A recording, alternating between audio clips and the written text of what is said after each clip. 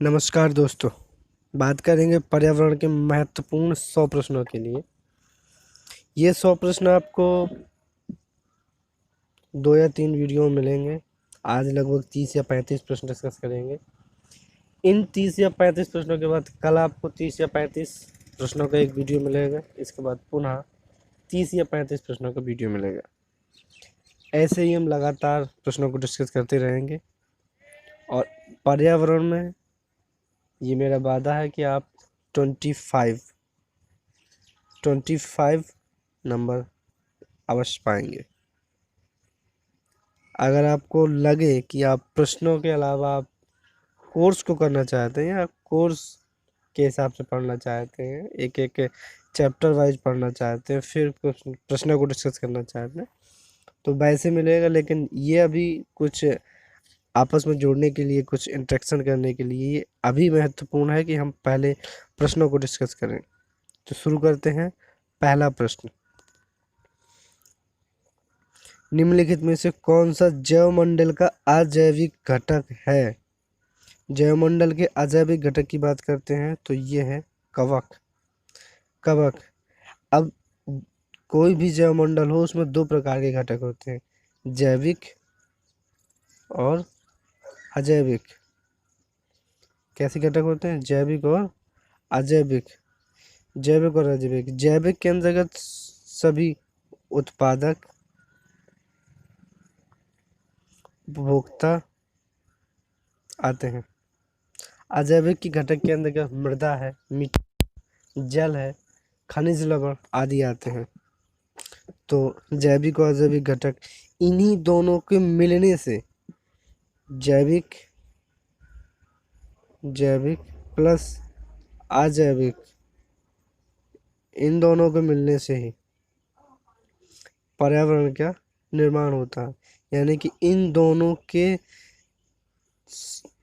जुड़ने से, यानी कि इन दोनों के संयुक्त रूप को, जैविक और अजैविक के संयुक्त रूप को ही, जैविक और अजैविक रूप के संयुक्त रूप को ही हम पर्यावरण कहते हैं। बात करते हैं दूसरे प्रश्न की। एग मार्क का संबंध है। एग मार्क का संबंध है। एग मार्क एक सिंबल है जो बहुत सारे प्रोडक्ट्स में आता है। तो एग मार्क जो संबंध है, उसके संबंध है गुणवत्ता से। यानी कि जहाँ एग मार्क का निशान लग गया, समझो वो चीज़ की क्वालिटी बेहतर है। नेक्स्ट, नंबर 3 प्रश्न, पारिस्थितिकी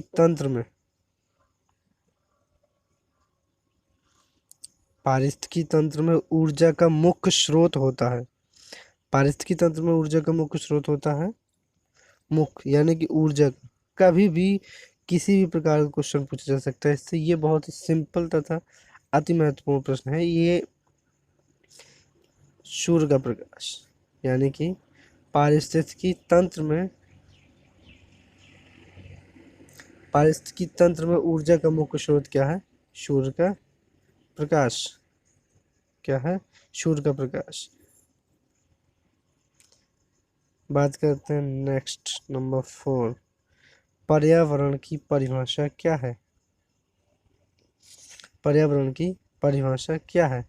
तो पर्यावरण की परिभाषा है, अभी मैंने आपको ऊपर बताया था क्या, जैविक तथा अजैविक घटकों के संबंध को हम पर्यावरण कहते हैं। जैविक तथा अजैविक घटकों के संबंध को हम पर्यावरण कहते हैं। चीजें जो स्थान घेरती हैं उन्हें पर्यावरण नहीं कहते हैं। न भी और ये भी सभी गलत है। पहला विकल्प सही है। जैविक तथा अजैविक घटकों के संबंध को पर्यावरण कहते हैं। नेक्स्ट, कृत्रिम वर्षा के लिए मेघ बीज के रूप में प्रयुक्त किया जाता है। यानी कि जहाँ वर्षा नहीं होती है या वर्षा करानी होती है, तो वहाँ वर्षा कराने के लिए किस पदार्थ का प्रयोग किया जाता है? तो वहाँ पे प्रयोग किया जाता है सिल्वर आयोडाइड का। सिल्वर आयोडाइड का प्रयोग किया जाता है कृत्रिम वर्षा के लिए। नेक्स्ट, खाद्य श्रृंखला जैसे खाद्य श्रृंखला क्या है? जैसे ये पौधे हैं, पौधे को किसने खाया? खरगोश या बकरी ने? पौधे को किसने खाया? खरगोश ने या ये पौधा है, पौधे को खाया है खरगोश या बकरी ने? खरगोश या बकरी को खाएगा शेर या चीता, जो भी खाए। तो ये जो इस तरीके से एक जो चेन बन रही है, इसे कहते हैं खाद्य श्रृंखला या खाद्य चेन। जब खाद्य श्रृंखला या खाद्य चेन परस्पर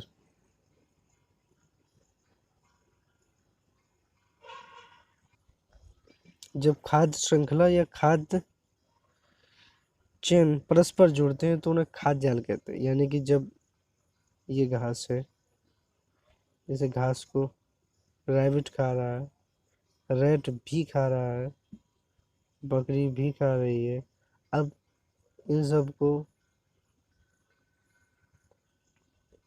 अन्य जानवर खा रहे हैं, जैसे लोमड़ी है, या अब लोमड़ी वगैरह को चीता या शेर वगैरह खाते हैं। तो ऐसे जो एक जाल बनता है तो उसे खाद्य जाल कहते हैं। यानी कि परस्पर जब दो या दो से अधिक खाद्य श्रृंखलाएं जुड़ती हैं तो उन्हें खाद्य जाल कहते हैं। निम्नलिखित में से कौन सा उत्पादक पारिस्थितिकी तंत्र सर्वाधिक उत्पादक है? यानी कि कौन सा पारिस्थितिकी तंत्र है जिसमें सर्वाधिक उत्पादन होता है? तो ये पृथ्वी है, ये भूमध्य रेखा है, ये कर्क रेखा है, ये मकर रेखा। ये जो इलाका है भूमध्य रेखा के बीच वाला इलाका, इसे कहते हैं भूमध्य रेखीय क्षेत्र। इसे कहते हैं भूमध्य रेखीय क्षेत्र। इस क्षेत्र में, इसी भूमध्य रेखीय क्षेत्र में, इसी भूमध्य रेखीय क्षेत्र में, इसी भूमध्य रेखीय क्षेत्र में वर्षा जो है वो अधिक होती है। इसी कारण, क्योंकि यहाँ टेम्परेचर अधिक रहता है, क्योंकि यहाँ पे सूर्य हमेशा सीधा चमकता रहता है, इसीलिए यहाँ वर्षा अधिक होती है। इसीलिए उष्ण कटिबंधीय वर्षा वन, ये जो क्षेत्र है इसे उष्ण कटिबंधीय क्षेत्र कहते हैं, अर्थात उष्ण कटिबंधीय वर्षा वन कहते हैं। नेक्स्ट, पारिस्थितिकी तंत्र का उदाहरण है, यानी कि इनमें से कौन पारिस्थितिकी तंत्र का उदाहरण? तो पारिस्थितिकी तंत्र किसी एक चीज से नहीं बनता, यानी कि ना केवल वायु से, न केवल जल से, न केवल मृदा से। पारिस्थितिकी तंत्र में बहुत सारी चीजें होती हैं। उत्पादक होता है, उपभोक्ता होते हैं, उत्पादक होते हैं। तो इन सबको मिला के पारिस्थितिकी तंत्र बनता है। मृत जंतुओं पर निर्वाह करने वाले प्राणी को कहते हैं मृत जंतुओं पर निर्वाह। ये अभी पिछली बार यूपी टेट में आया है।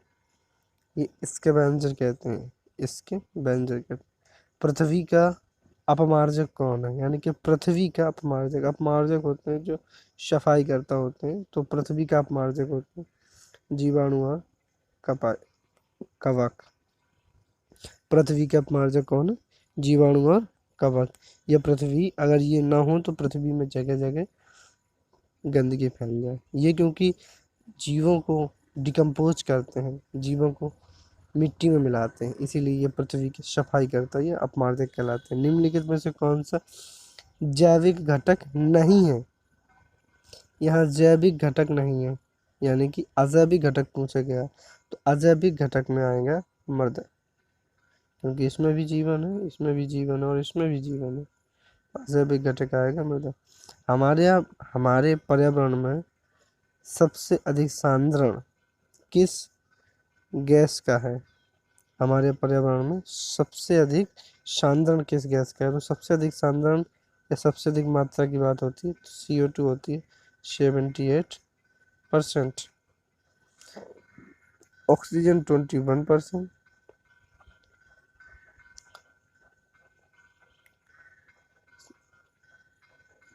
CO2 लगभग 0.3%।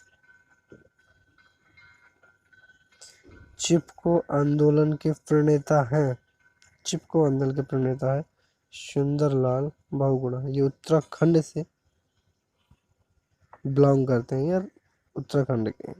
नेक्स्ट मकर रेखा, मकर रेखा है, मकर रेखा है जो वो ये भूमध्य रेखा, इसके ऊपर कर्क मकर, यानी कि कर्क ऊपर मकर नीचे, ये है नॉर्थ पोल और ये है साउथ पोल। ये होता है 23 सही 1/2,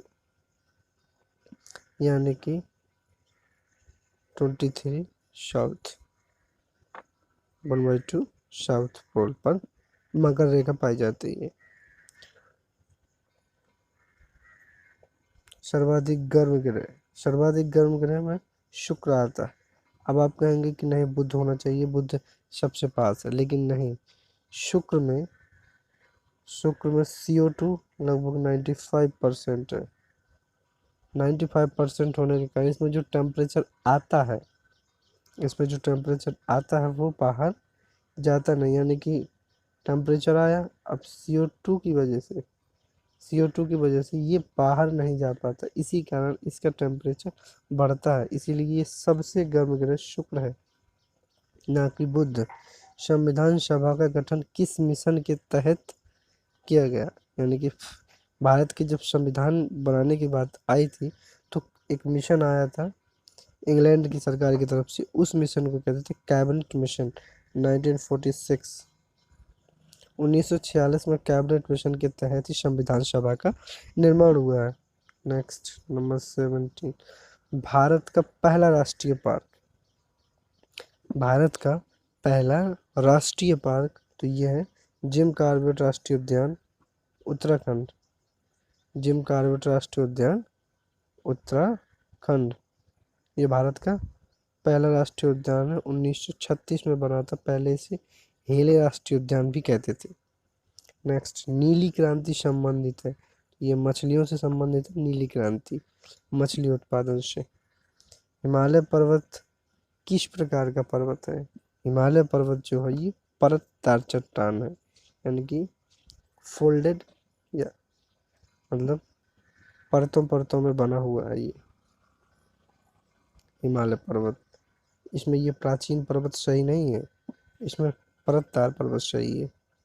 नेक्स्ट अंतर्राष्ट्रीय स्तर पर वन्य जीवों की सुरक्षा हेतु संस्था है, तो इसके लिए अगर अंतर्राष्ट्रीय स्तर पर वन्य जीवों की सुरक्षा की बात करें तो इसमें है IUCN, क्या है IUCN, राष्ट्रीय पर्यावरण अभियांत्रिकी शोध संस्थान, इसे शॉर्ट में कहते हैं नीरी, यानी कि national environmental engineering research institute.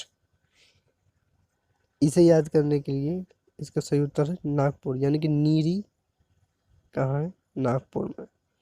ये प्रत्येक 2 वर्ष के अंतर्गत पूछा जाता है, बहुत ही महत्वपूर्ण प्रश्न है, वेरी इंपॉर्टेंट है।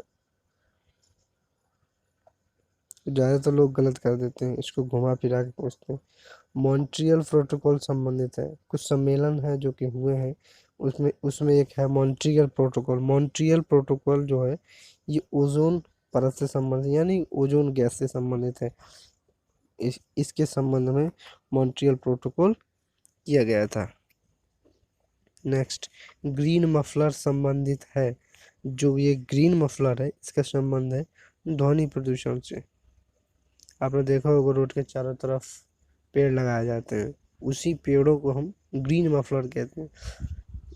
ग्रीन मफलर का उद्देश्य है कि जो शहर है उनमें जो प्रदूषण हो रहा है ध्वनि का, उसकी आवाज़ गांव तक ना जाए, इसीलिए उसे ग्रीन मफलर नाम दिया गया है। ग्रीन मफलर किसी नदी के जल स्तर का माप किया जाता है तो ये BOD से किया जाता है, यानी कि बायोलॉजिकल ऑक्सीजन डिमांड।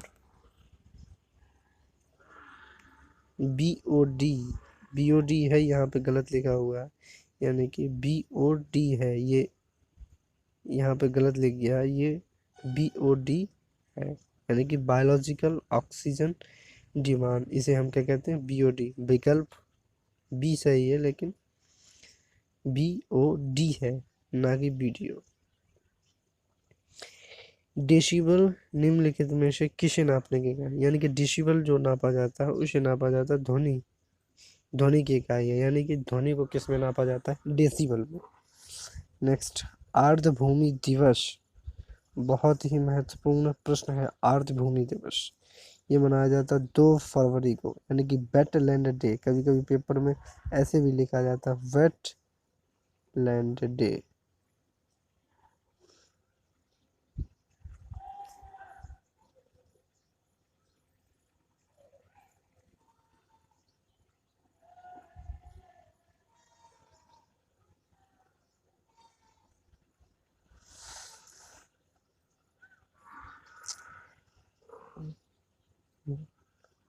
आर्द्रभूमि दिवस यानी कि वेटलैंड डे, ये क्या है, 2 फरवरी है। नेक्स्ट, लाइकेन किन दो के बीच का संबंध है? तो लाइकेन जो है ये कवक और शैवालों के बीच का संबंध है। बहुत ही महत्वपूर्ण प्रश्न है। ये पर्यावरण के इंडिकेटर या पर्यावरण के सूचक होते हैं। जहाँ अधिक पर्यावरण होता है वहाँ ये उगते नहीं हैं। ये पर्यावरण के इंडिकेटर। राष्ट्रपति द्वारा राज्यसभा में कितने सदस्य मनोनीत किए जाते हैं? राष्ट्रपति द्वारा राज्यसभा में 12 सदस्यों को मनोनीत किया जाता है। पोंगल महोत्सव मनाया जाता है। पोंगल का जो त्यौहार है वो मनाया जाता है तमिलनाडु में। ओणम कब मनाया जाता है? केरल में। पोंगल मनाया जाता है तमिलनाडु में, ओणम मनाया जाता है केरल में। भारत की सबसे बड़ा नदी द्वीप, सबसे बड़ा नदी द्वीप है तो वो है माजुली नदी द्वीप। क्या है? माजुली नदी द्वीप, माजुली जो कि ब्रह्मपुत्र नदी पर है। भारत रत्न से सम्मानित प्रथम भारतीय, भारत रत्न से सम्मानित प्रथम भारतीय हैं तो वो हैं doctor S Radha Krishnan. S Radha Krishnan. तो ये हमारे 30 प्रश्न हो गए हैं। अब हम कल भी 30 प्रश्न लाएंगे, फिर परसों 40 प्रश्नों का वीडियो लाएंगे, क्योंकि वीडियो लंबा हो जाता है इस वजह से हम कुछ कम प्रश्नों का, क्योंकि हम डिस्कस करेंगे तो टाइम बढ़ेगा।